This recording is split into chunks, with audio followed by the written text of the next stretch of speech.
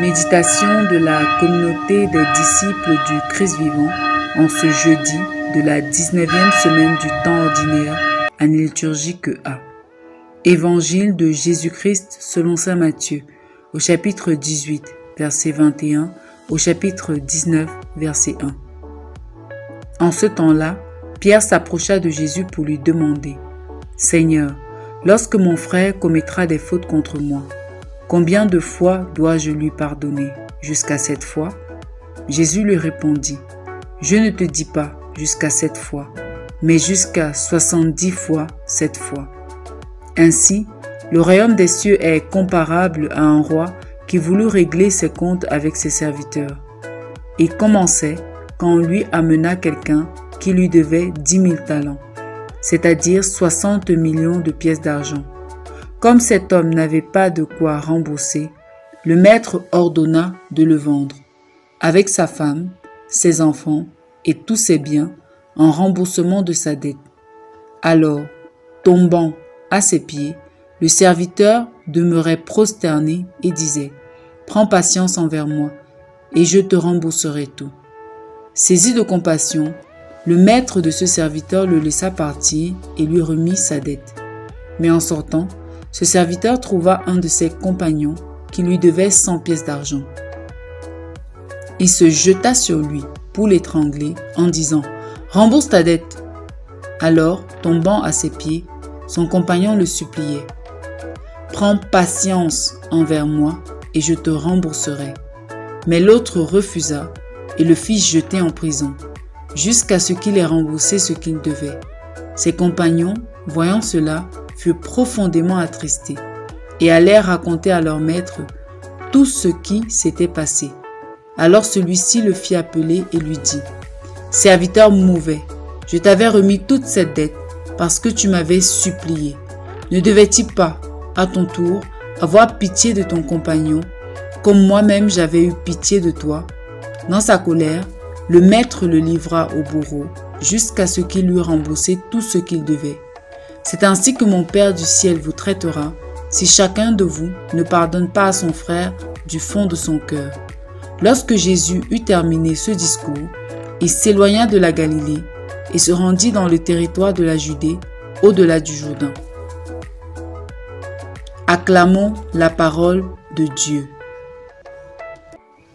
Saisi de compassion, le maître de ce serviteur le laissa partir et lui remit sa dette.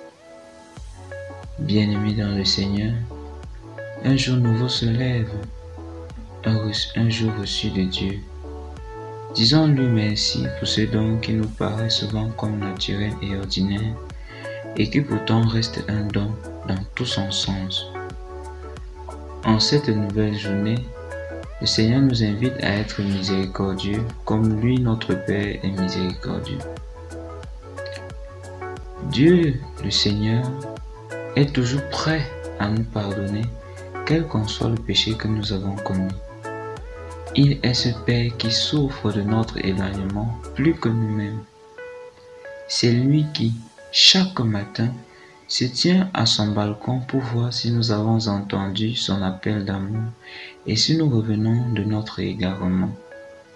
Dieu est ce Créateur qui nous a fait pour être plus heureux de son bonheur, pour nous épanouir de son bien-être.